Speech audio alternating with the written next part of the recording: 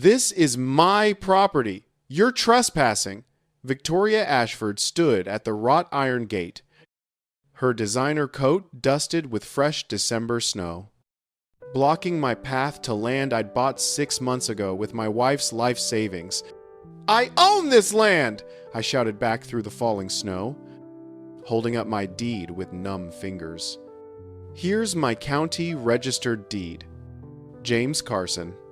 Purchased March of this year. 5 acres of Highland Meadows. Your deed is fake."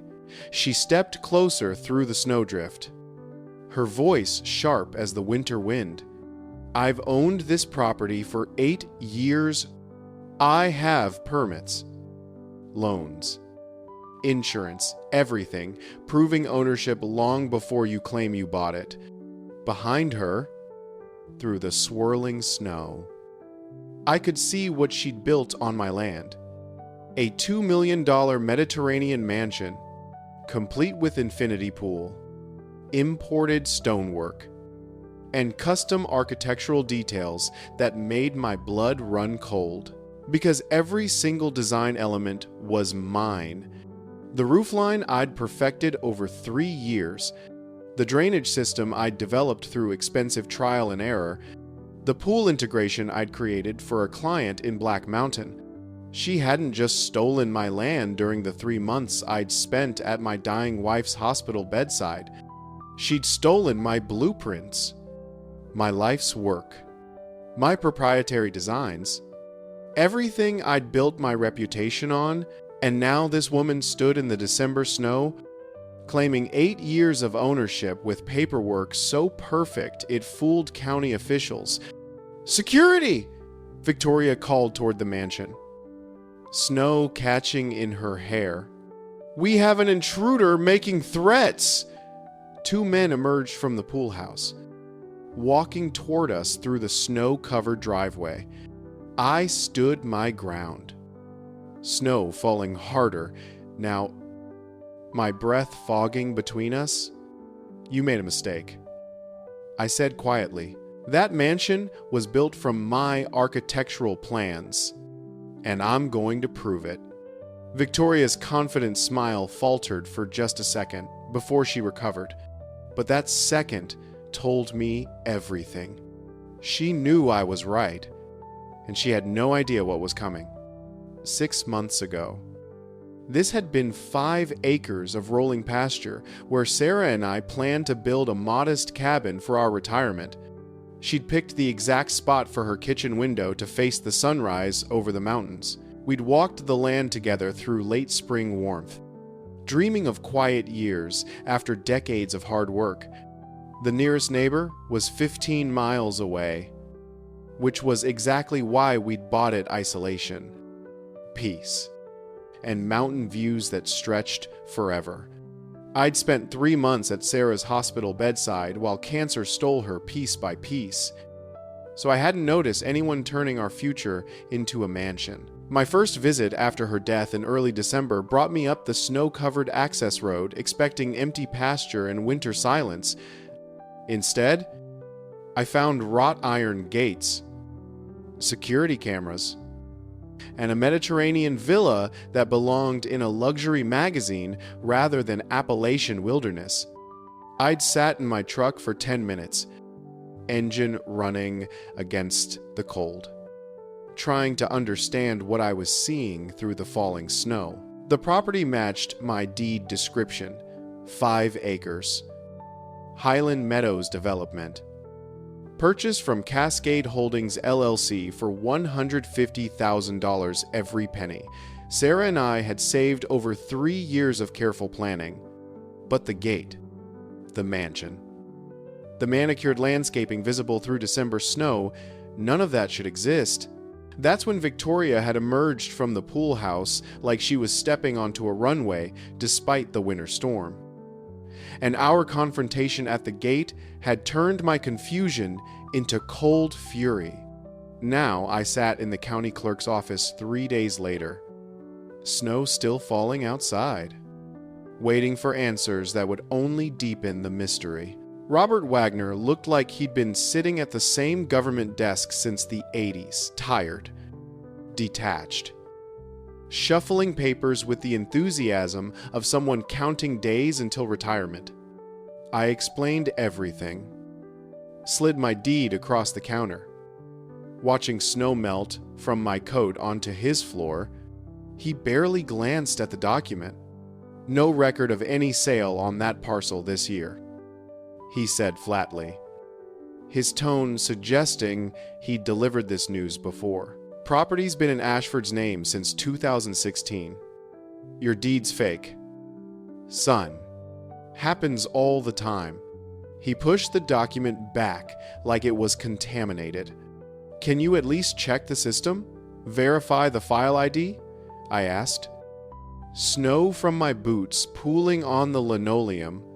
He shrugged, already looking past me to the next person in line. File a police report? Money's probably long gone. The dismissal was too fast, too rehearsed. The tone matched Victoria's words almost exactly like they'd coordinated their responses. Outside, I sat in my truck watching snow accumulate on the windshield. The courthouse clock tower barely visible through the storm. Sarah and I had saved 3 years for that land, verifying every record ourselves before purchase. For my deed to be fake, the entire sale would have to be fabricated from the ground up title company, notary, county recording, everything. But if my deed was real, then Victoria had somehow stolen my land, forged 8 years of history, and built a mansion using my own architectural designs against me. The timing twisted my stomach. Her construction permits had been filed in June, precisely when Sarah's cancer had progressed to the point where I'd been spending 18-hour days at the hospital. Too devastated to think about anything else. Someone had chosen that moment deliberately. I stared at my deed through the falling snow, studying the registrar's seal that shimmered faintly under the dome light. The ink looked real. The paper felt authentic. Nothing appeared forged. Yet everything pointed to me being erased from my own property records. The question that kept looping through my head was terrifying. How could anyone steal 5 acres of land, build a $2 million mansion, and have every document proving they'd owned it for 8 years? 3 days later, Victoria called my cell phone. I almost didn't answer. Still reeling from Wagner's dismissal and trying to figure out my next move, while snow continued falling outside my rental apartment window. Her voice carried that same calculated sympathy I'd heard at the gate, but now it felt even more deliberate. James, I've been thinking about your situation constantly. I know how devastating this must be, especially after losing Sarah. She paused, letting the concern sink in through the phone line. I'd like to help you track down whoever did this to you. I have some experience with real estate fraud from my investment portfolio. Would you like to meet for coffee? Every instinct told me to hang up, but I needed to understand what game she was playing. Sure. Where? There's a place called Mountain View Cafe on Highway 49. Tomorrow at 10. I think I can point you in the right direction. Of course, she'd pick somewhere public, somewhere she'd look like a concerned citizen helping a confused man, rather than whatever she actually was. I arrived early the next morning, choosing a corner table where I could watch her entrance through windows streaked with melting snow. Victoria walked in exactly on time, and I saw her fully for the first time in proper lighting. At 48, she was striking in a way that didn't belong in a mountain cafe during a winter storm. She wore a crimson-red blazer that fit like it had been tailored specifically for her frame, draped open just enough to reveal a black silk top beneath the V-neck, cut deep and deliberate. almost defiant against the December cold seeping through the door. A matching red pencil skirt with a subtle slit, paired with glossy red heels that clicked sharply against the worn wooden floor. Her wine-brown hair fell in perfect waves just past her shoulders, and her lips, glossy red, precise, curved into a smile that managed to look both sympathetic and calculating. She looked like someone who'd built an empire on knowing exactly how to present herself for maximum effect. "James, thank you so much for meeting me," she said, settling into her chair with practiced grace. "That crimson blazer catching the weak winter light, I ordered you a coffee black, right? That's what most contractors prefer." The fact that she'd somehow guessed my coffee preference correctly made my skin crawl. How much research had she done on me? She stirred her latte slowly, that crimson blazer shifting with the movement. "I've been in real estate investment for over 15 years, and I've seen this exact scam at least 3 times. The criminals target people who are emotionally vulnerable, going through major life changes." The way she described it felt uncomfortably accurate. Sarah's cancer had consumed my life for months. I'd barely thought about the land purchase except as a distant future plan. "How exactly do they pull off something this elaborate?" I asked, pulling out my phone to record the conversation. "The documentation you showed me looked incredibly official." Victoria leaned forward, lowering her voice while that crimson blazer seemed to glow under the cafe lights. "They don't just forge a deed and hope for the best. They research actual property history, sometimes going back decades.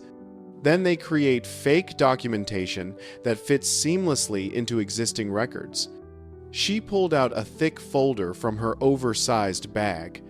"You seem to know an awful lot about the technical details," I observed, watching her flip through papers. "You have to understand the enemy's tactics to protect yourself. After the first time I encountered this, I made it my business to learn everything I could." She pulled out what appeared to be court documents. "Here's what I think happened in your case. Someone probably researched your purchase months in advance, knew about Sarah's illness, and timed their scam accordingly. The timeline made perfect sense, which bothered me more than if it had been obviously false. How would they have known about Sarah's cancer? That's not exactly public information. Hospital parking lots, medical billing addresses, prescription pickups. If someone's really watching you, there are dozens of ways to figure out what's happening in your personal life." She reached across the table and briefly touched my hand. "I know this sounds overwhelming, but I want to help you get your money back." The offer felt too generous. "Why would you want to help me? You don't even know me." "Because I know what it's like to be targeted by these people." Her voice took on a harder edge, that crimson blazer seeming to tighten. 3 years ago, someone tried to claim ownership of one of my investment properties, used similar tactics, similar fake documentation. She pulled out another folder containing what looked like court documents. "Judgment in my favor. Criminal charges filed. It took me 8 months and $30,000 in legal fees to prove they were lying. I studied the court documents, trying to determine if they were genuine. The case number looked legitimate. The judge's signature appeared real. But something caught my eye that made my stomach tighten. The date on the judgment was from last month, not 3 years ago like she'd claimed. Either she'd misspoken about the timeline, or she was lying about when this happened. "What exactly are you proposing?" I asked, handing the documents back without mentioning the date discrepancy. "I want to introduce you to a detective who worked my case. With his help, we might be able to trace the fake deed back to whoever created it." She checked her expensive watch, the third time in 20 minutes. But we need to move fast. These operations don't stick around long once they think someone's onto them. Everything she said made logical sense, but the date inconsistency gnawed at me. If her own fraud case was resolved just last month, not 3 years ago, what else was she lying about? Walking back to my truck through fresh snow? I couldn't shake the feeling that I'd just been expertly guided toward a predetermined conclusion. Victoria's story explained everything too neatly, answered questions I hadn't even thought to ask. And that date discrepancy bothered me more than I wanted to admit. The question that kept circling through my mind was troubling. If Victoria Ashford had been the victim of property fraud just last month, why was she claiming it happened 3 years ago? That date discrepancy gnawed at me for 2 days while snow continued accumulating outside. 3 years versus last month wasn't a simple mistake. It was either a deliberate lie or evidence that her fraud case was far more recent than she'd admitted. Either way, it meant I couldn't trust anything she'd told me. I decided to do what I should have done from the beginning: investigate this myself. The first stop was the neighbor who'd waved at me from across the fence line when I'd visited my property 6 months ago. His name was Tom Bradley, a retired surveyor who'd lived on the adjacent 10 acres for over a decade. When I knocked on his door through the December cold, he invited me in with the easy hospitality of someone who rarely got visitors. "I remember you," he said, pouring coffee while snow fell outside his windows. "You and your wife walked that property line pretty carefully before you bought. Sarah, wasn't it? I heard about her passing. I'm sorry for your loss." The fact that he remembered Sarah's name hit me harder than I'd expected. "Thank you. I'm actually here because there's been some confusion about the property ownership. A woman named Victoria Ashford claims she's owned my land for 8 years. Tom's expression shifted from friendly to guarded. He set down his coffee cup and studied my face carefully. "Victoria Ashford. Yeah, I know exactly who you're talking about." His voice carried the flat certainty of someone stating an obvious fact. "She's a liar. I've been watching that land for over 10 years. It was empty pasture until about 4 months ago when construction crews showed up."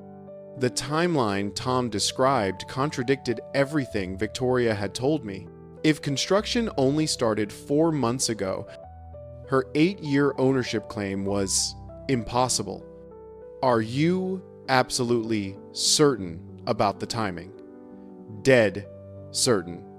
I keep detailed records of everything that happens in this area." He pulled out a series of notebooks, each one meticulously organized by date. "Here's when your for sale sign went up. Here's when it came down. And here's when the first construction truck showed up."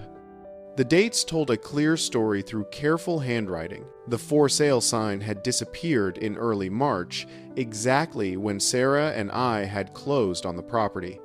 Construction activity began in late June, precisely when Sarah's condition had deteriorated, and I'd been spending 18-hour days at the hospital. Someone had been watching my situation very carefully. "There's something else," Tom continued. "Victoria tried the same thing on me 5 years ago. Claimed boundary disputes. Had fake documents. When I hired a surveyor, her altered documents fell apart. He showed me survey maps with red corrections. See these discrepancies? Victoria's version shifted boundaries by 2 acres in her favor. I reported it to Robert Wagner at the county office. He promised an investigation. Then nothing. The pieces clicked together. Victoria's sophisticated operation. County office connections. Systematic targeting of vulnerable owners. This wasn't random crime, but organized fraud protected by corruption. "I need to ask you something," I said. pulling out my phone to show Tom photos I'd taken of Victoria's mansion through the snow. Does any of this construction look familiar to you? Tom studied the images with the practiced eye of someone who'd supervised countless construction projects. The stonework looks like something I've seen before, but not around here. The proportions and material choices seem too sophisticated for local contractors. I'm a contractor myself, I said. I built that exact design for a client in Black Mountain 3 years ago. Same roofline, same pool integration, even the same drainage solutions I developed for that specific slope. I scrolled through more photos. Victoria somehow got access to my architectural plans and used them to build this mansion. That explains why construction went so fast. Tom said, most luxury builds this size take at least a year from start to finish. But if they were working from proven plans with all the engineering already solved, they could cut that timeline in half. The implications hit me like the December cold seeping through the windows. Victoria hadn't just stolen my land, she'd stolen my intellectual property. Years of design work. Costly trial and error learning. Proprietary techniques I'd developed through expensive mistakes. She'd taken all of it and used it to build her fraudulent empire on my property. I spent the next hour going through Tom's meticulous records, documenting every interaction he'd had with Victoria's operation while snow continued falling outside. The pattern was clear. She targeted isolated property owners, used sophisticated document fraud to support her claims, and relied on county office connections to shut down any official complaints. What bothered me most was the timing. I said, Victoria's construction permits were filed precisely when I was most vulnerable, dealing with Sarah's final decline. James, I need your help. I continued. If Victoria's been running this scam for years, there have to be other victims. People who might be willing to come forward if they knew they weren't alone. I can reach out to some folks. See who else might have dealt with her. Tom said, but you need to understand something. His expression was grim through the winter light. Victoria Ashford isn't just some opportunistic criminal. She's got resources, connections, and a system that's protected her for years. Walking back to my truck through deepening snow, I realized the scope of what I was facing. This wasn't just about my stolen land anymore. It was about a criminal operation that had been systematically targeting innocent people for years, protected by corruption and sophisticated enough to steal not just property, but the creative work that made it possible. How many other people had Victoria Ashford destroyed using my own architectural designs against them? Tom's promise to contact other potential victims paid off faster than I'd expected. By the next morning, through calls made during the snowstorm, he'd connected me with a property lawyer who agreed to meet that afternoon. Her name was Rachel Morgan, and according to Tom, she'd been quietly building cases against questionable land deals for the past 5 years. Rachel's office was tucked away in a converted house downtown, the kind of practice that survived on referrals rather than advertising. Its windows frosted with December cold. She was younger than I'd expected, maybe late 30s, with the focused intensity of someone who'd seen too many people get cheated by the system. When I walked in, she already had my case file spread across her desk. Tom filled me in on the basics, she said, gesturing for me to sit while snow fell outside. But I want to hear your version before we dig into what I found. I walked her through the timeline from buying the land through discovering Victoria's mansion built from my architectural plans. Rachel took notes, occasionally asking clarifying questions that showed she understood both the legal and practical aspects of what I was describing. Here's what's interesting, she said. Victoria's name appears in 3 other property disputes over 5 years, always benefiting when legitimate owners lose their claims. Same pattern, vulnerable owner. Complicated circumstances. Sudden prior ownership documentation. She spread out deed records and court filings. 2 years ago, elderly man with dementia. Victoria produced documentation showing she'd owned his 10 acres before he bought it. Family couldn't afford the fight and walked away. Victoria was systematically targeting the vulnerable, using their stress as cover for sophisticated theft. 2 reasons she gets away with it. Rachel continued. First, incredibly sophisticated documentation alterations of genuine documents requiring database access. Second, inside help. She opened a case file on Robert Wagner. He's been flagged for irregularities in property transfers. Wagner has processed 47 questionable transfers in 3 years. Victoria's name appears in 12. The scope was staggering, about 200 acres and $15 million in real estate. But here's the really interesting part. Rachel said, Victoria's construction company has been pulling permits using identical architectural plans across multiple properties. She pulled out building permit applications that made my blood run cold. The plans attached to Victoria's permits were unmistakably my work, reproduced across different properties with minor modifications.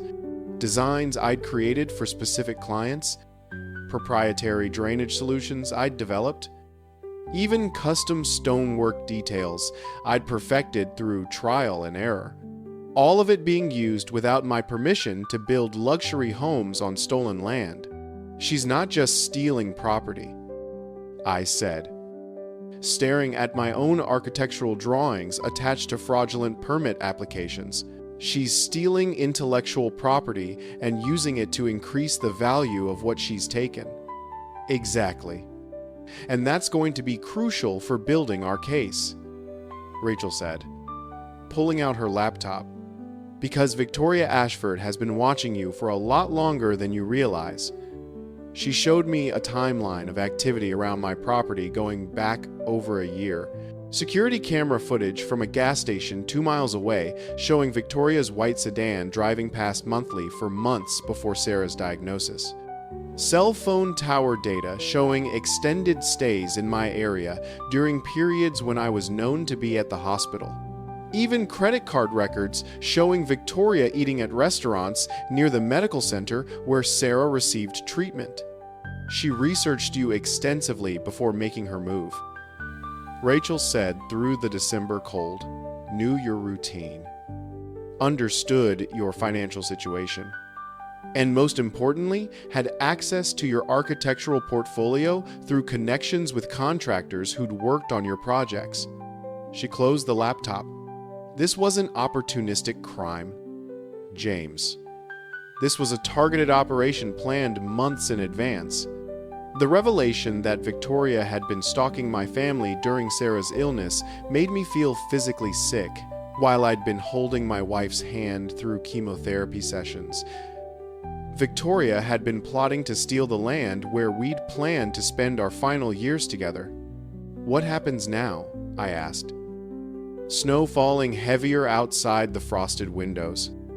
Now we document everything and prepare for war, Rachel said, her expression grim. Because Victoria Ashford has too much invested in this operation to let you expose it. She's going to come after you with everything she has. Looking at the evidence spread across Rachel's desk while December snow fell outside, I realized I wasn't just fighting for my property anymore.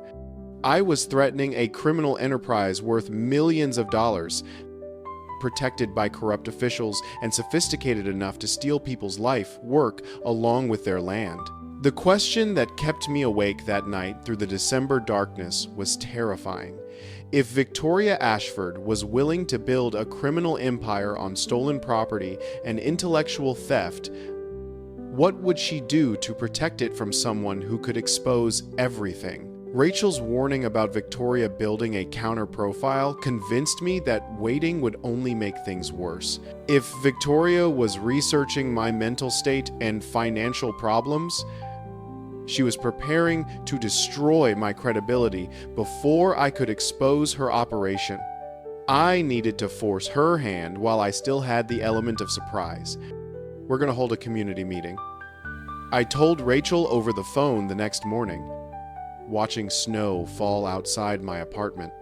Something public where Victoria will feel obligated to attend and defend herself. That's risky. James, once you go public, there's no going back. Victoria will know you're a threat and respond accordingly. She already knows I'm a threat. The difference is that right now, she's controlling the narrative. I want to change that. I'd been thinking about this through the long winter night. Victoria's entire operation depended on operating in shadows, managing individual victims one at a time. Public exposure would strip away that advantage. I spent the next 2 days organizing what I advertised as a property owners' rights meeting at the community center, posting flyers around town that mentioned concerns about fraudulent land claims and protecting property values, language designed to attract Victoria's attention without seeming like a direct attack. I also made sure to personally invite her, framing it as a concerned property owner wanting to share information about the deed fraud I'd experienced. Victoria called within hours of receiving her invitation, her voice carrying that same helpful tone I'd learned to distrust. James, I think this meeting is a wonderful idea. There's definitely a need for property owners to understand how these scams work. I'd be happy to share my experience with property fraud to help educate people. The fact that she wanted to attend confirmed my suspicion. Victoria saw public speaking as another opportunity to control the narrative. She was confident enough in her documentation and story to face questions from neighbors. That confidence was about to become her biggest mistake. The meeting drew about 30 people through the December evening, a mix of property owners and curious neighbors tracking snow across the community center floor.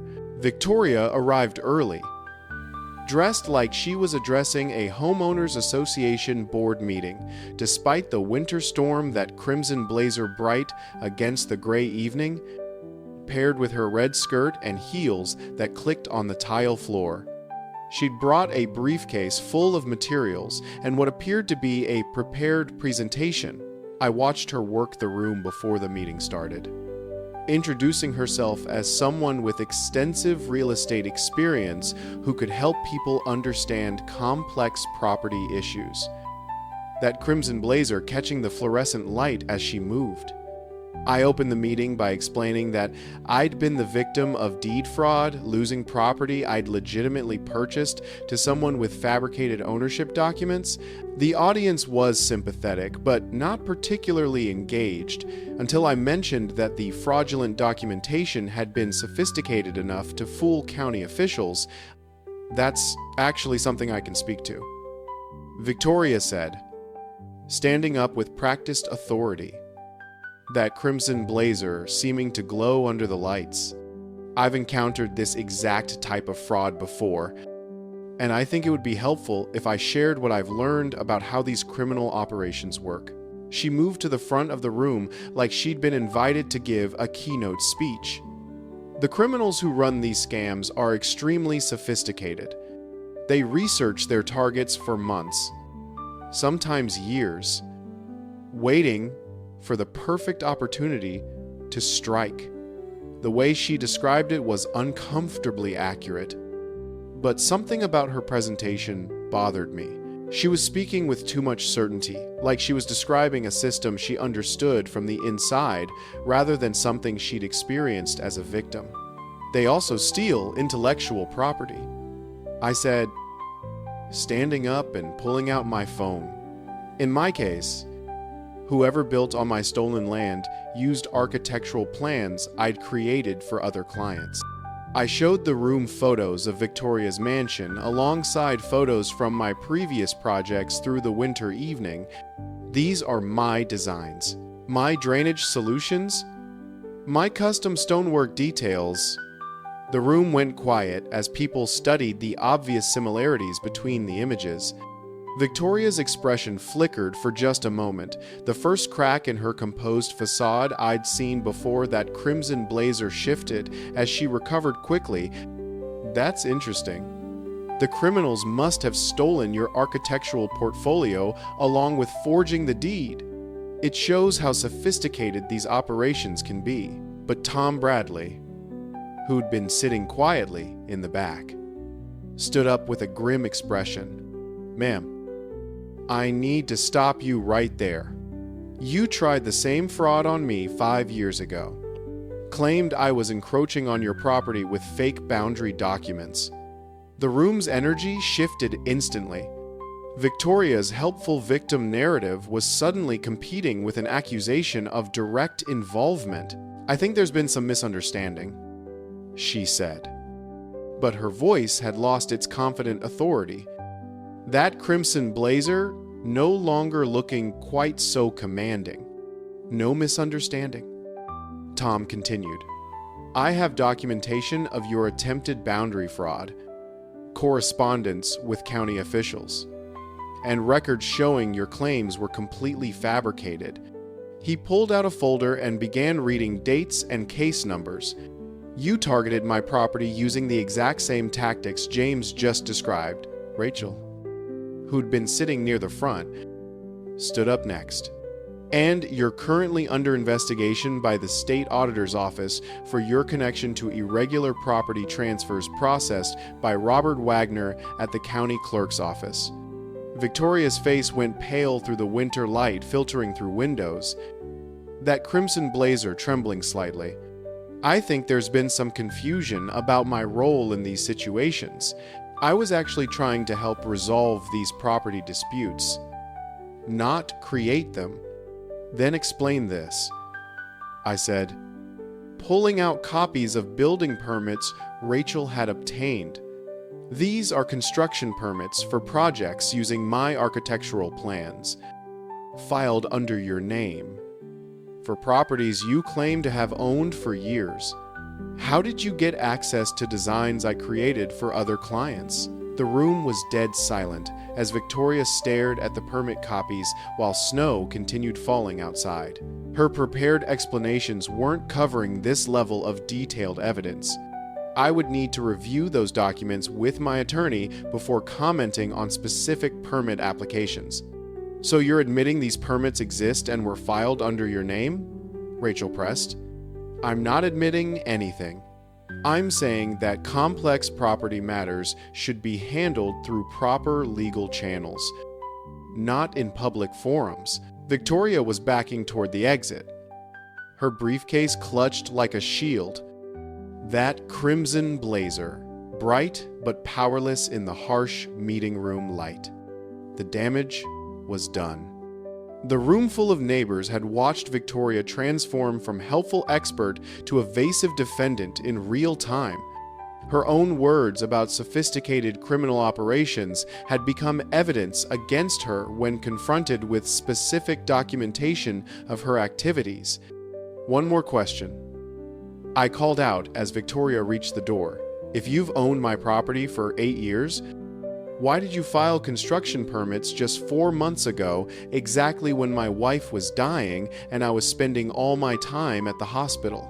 Victoria stopped at the door but didn't turn around. That crimson blazer visible in profile.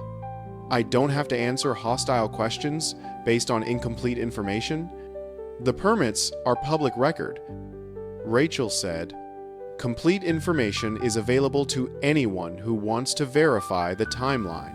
Victoria left without another word, but the silence she left behind was more damaging than anything she could have said. 30 neighbors had just watched her story fall apart under basic questioning. More importantly, they'd seen documentation proving her connection to systematic property fraud spanning multiple cases and years. After the meeting, Several attendees approached me with their own stories of unusual property disputes, pressure from county officials, and documentation that hadn't seemed quite right. Victoria's operation had been touching more lives than I'd realized. But until now, victims hadn't known they weren't alone. Walking to my truck through fresh snow, I felt the satisfaction of finally taking control of the narrative. But I also knew that Victoria Ashford had just been publicly exposed as a fraud in front of witnesses who could testify to her own admissions.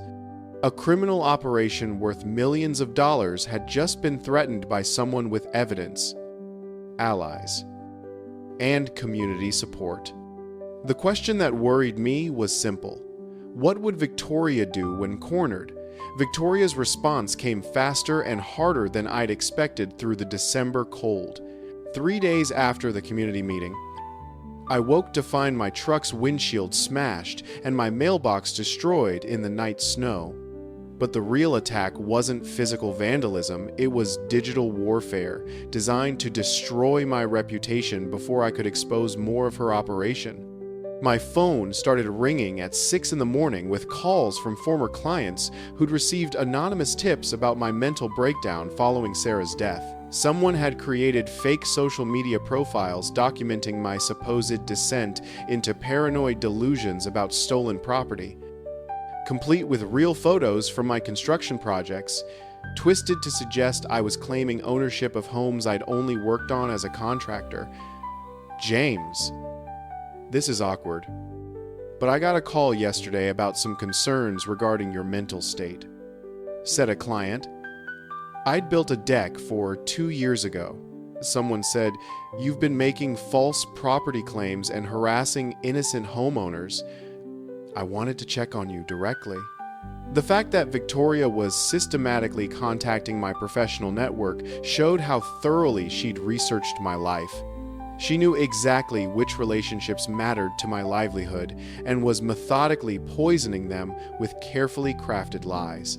By noon, I'd received similar calls from 6 different clients, all expressing concern about my supposed psychological problems. While snow fell steadily outside, Rachel called around lunchtime with worse news. Victoria's filed a restraining order against you. Claims you've been stalking her property, making threatening phone calls, and organizing harassment campaigns against her. She paused, and I could hear papers rustling. She's also filed a defamation lawsuit seeking $2 million in damages. The legal paperwork Rachel read over the phone painted me as an unstable widower who'd been scammed by criminals and was now directing my grief-fueled rage at an innocent woman who'd tried to help me. Victoria's version of events cast her as the victim of my increasingly erratic behavior, supported by sworn statements from people claiming to have witnessed my threatening conduct. The really clever part, Rachel continued, is that she's using the community meeting against you. Her filing claims you organized a public forum specifically to harass and defame her, using forged documents and coached witnesses to support false accusations. I felt the ground shifting underneath me through the winter cold. Victoria was taking the evidence I'd gathered and reframing it as proof of my mental instability. The architectural plans I'd shown became evidence of my delusional belief that I owned other people's property.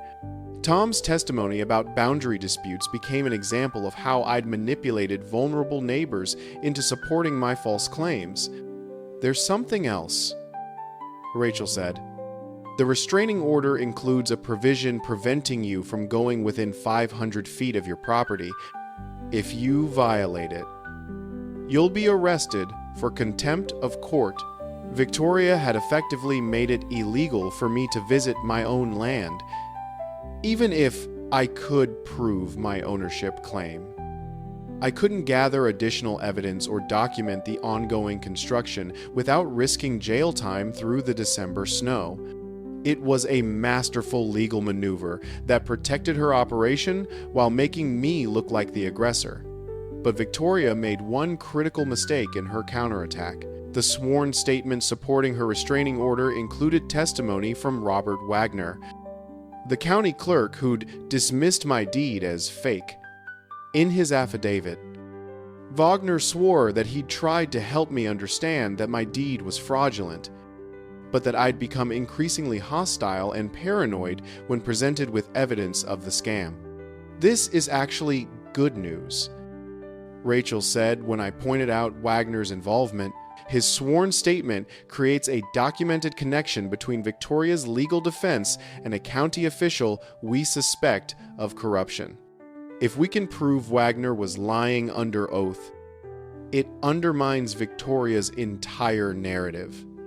The problem was gathering evidence while Victoria's legal restrictions limited my movement and her smear campaign destroyed my credibility through the winter storm. Every day I waited gave her more time to consolidate her position and discredit potential witnesses, but rushing into court without overwhelming proof would play directly into her hands. The breakthrough came from an unexpected source. Tom called that evening with information from another neighbor who'd been following our property dispute with interest through the December cold. There's a woman about 2 miles north of your land who says she's got security camera footage you need to see. Been recording everything that happens on the road leading to your property for the past 6 months? The neighbor turned out to be an elderly woman whose cameras had captured Victoria making multiple trips to my property during the months when I'd been at the hospital with Sarah. But more importantly, the footage showed Robert Wagner meeting with Victoria at a restaurant just 2 days after my first visit to the county office. The timestamp proved that Victoria and Wagner had coordinated their responses to my ownership claim. This changes everything, Rachel said when I showed her the security footage while snow fell outside her office window. Wagner swore in his affidavit that his only contact with Victoria was through official county business. This video proves he lied under oath, which means Victoria's restraining order was obtained through fraudulent testimony. We spent that evening organizing a response that would turn Victoria's legal offensive against her, the security footage, combined with the documentation of Wagner's corruption and the pattern of property fraud we'd uncovered, formed a compelling counter-narrative. Victoria's sophisticated legal attack had inadvertently created a paper trail connecting her to official corruption. The irony wasn't lost on me through the December darkness. Victoria's confidence in her legal strategy had led her to involve Robert Wagner directly in her defense, creating documented proof of the conspiracy I'd suspected but couldn't prove. Her restraining order, designed to silence me, had actually given us evidence of the corruption protecting her operation. Filing our motion to dismiss Victoria's restraining order and defamation lawsuit felt like stepping onto a battlefield where the stakes kept escalating through the winter storm. We weren't just fighting over 5 acres of land anymore. We were challenging a criminal enterprise protected by corrupt officials and sophisticated enough to weaponize the legal system against its victims. But Victoria had made the mistake of underestimating how much evidence existed to expose her operation. Her counterattack had been vicious and well coordinated, but it had also forced her allies into the open, where their connections could be documented and challenged. The question that kept me up that night through the December cold was whether we'd move fast enough to outmaneuver Victoria's next response, or whether she still had cards to play that could destroy everything we'd built. Victoria's mistakes were about to become her downfall. The photographs she'd used in her defamation campaign contained metadata that proved they'd been taken during times when I was documentably at the hospital with Sarah.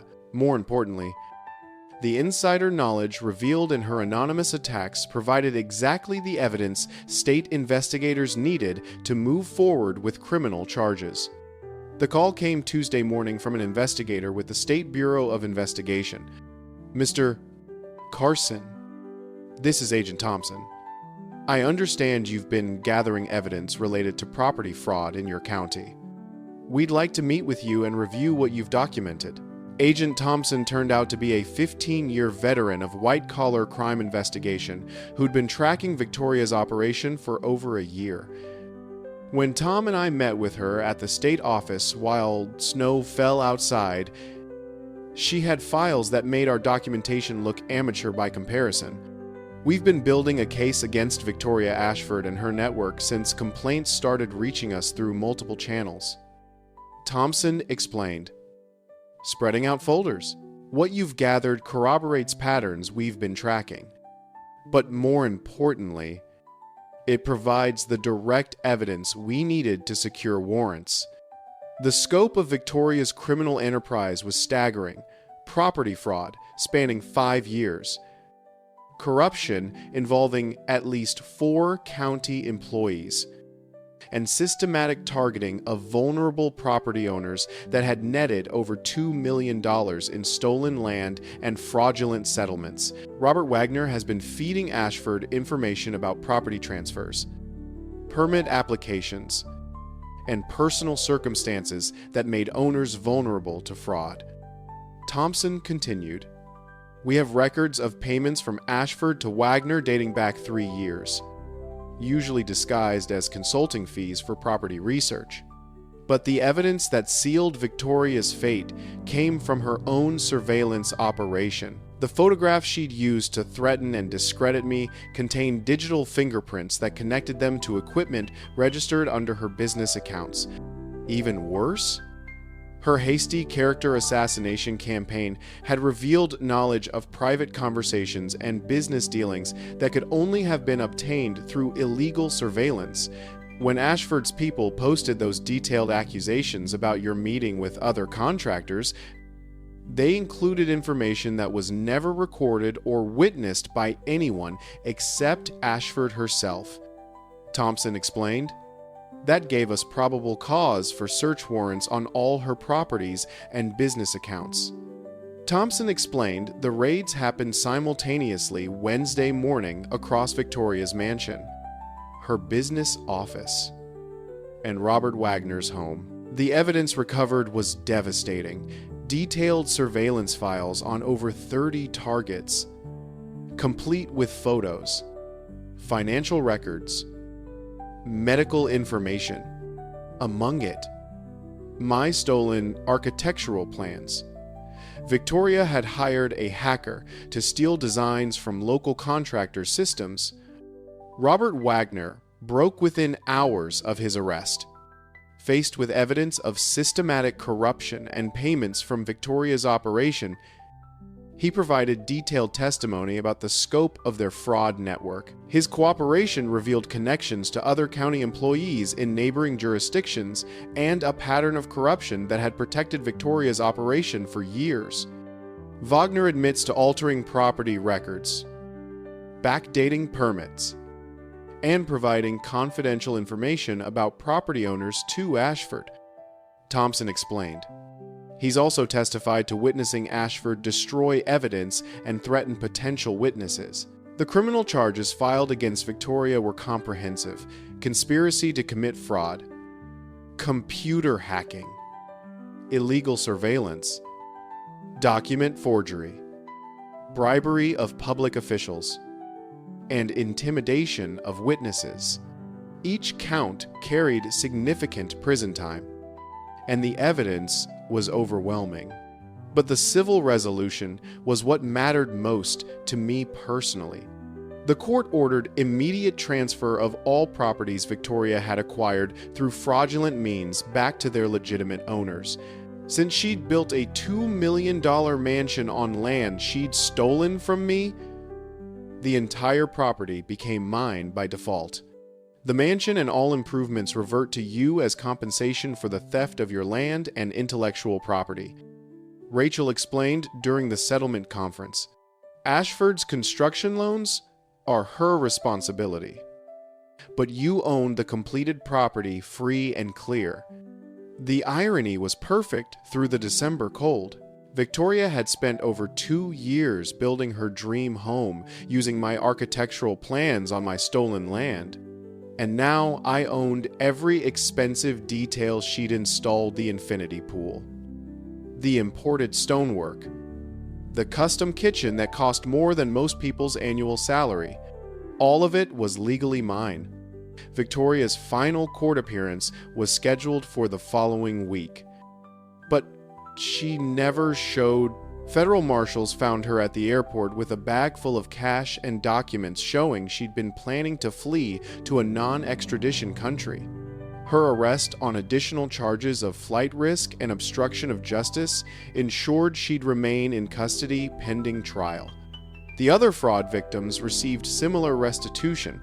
Tom got his 2 acres back, plus damages for the stress and legal fees Victoria's false claims had caused.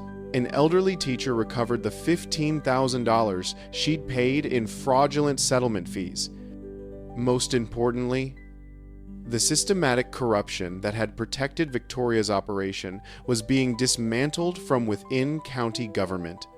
Ashford's network involved 4 county employees and at least 2 private contractors who were helping her alter documents and fabricate ownership claims.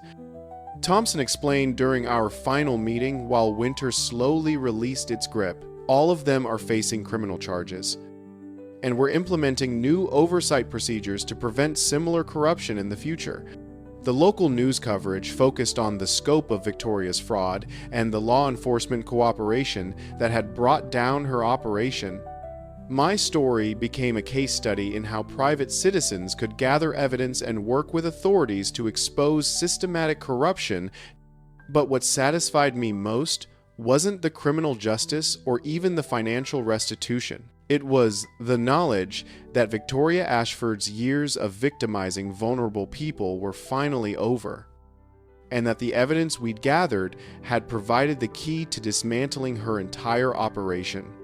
The question I'd been asking myself since this nightmare began finally had an answer. Justice was possible, even against sophisticated criminals with corrupt connections, if ordinary people were willing to fight back with patience, evidence, and determination. 6 months later, the keys to Victoria's mansion felt surreal as winter's last snow melted into spring. Sarah and I had planned a modest $50,000 cabin. Instead, I now owned a $2.5 million Mediterranean villa built from my own stolen designs, every detail reflecting my professional work. From the imported stonework to the custom cabinetry I'd perfected through years of trial and error, Tom helped me move in, shaking his head at the marble floors and vaulted ceilings. This is the craziest comeback story I've ever heard. He was right. The master bedroom windows positioned for optimal morning light. The kitchen island at the perfect angle. The infinity pool I'd engineered, all executed flawlessly with Victoria's money. I hosted a barbecue for my construction crew. And word spread fast. Within weeks, new clients were calling, drawn to the contractor who defeated fraud through patience and evidence. But the most satisfying moment came when Victoria's letter arrived from prison, demanding I sell her mansion and send the proceeds. I wrote back one sentence: "Thanks for building my dream house for free, Victoria." I created Sarah's memorial garden with the cabin budget we'd saved, honoring her memory in the home she'd never see. Then I began teaching construction classes in the mansion's garage, training young people who couldn't afford formal education, transforming Victoria's attempt to destroy me into something that built up the community. This house proves that knowledge and determination can overcome corruption. I told my first class, Victoria had built me a home that enabled me to expand my business and help others achieve the success she'd tried to steal. Every morning when I swam in the infinity pool she'd paid for, using designs I'd created, I remembered that justice isn't just punishment, it's taking what criminals meant for evil and transforming it into good. And it all started with one woman making the biggest mistake of her life on a cold December day.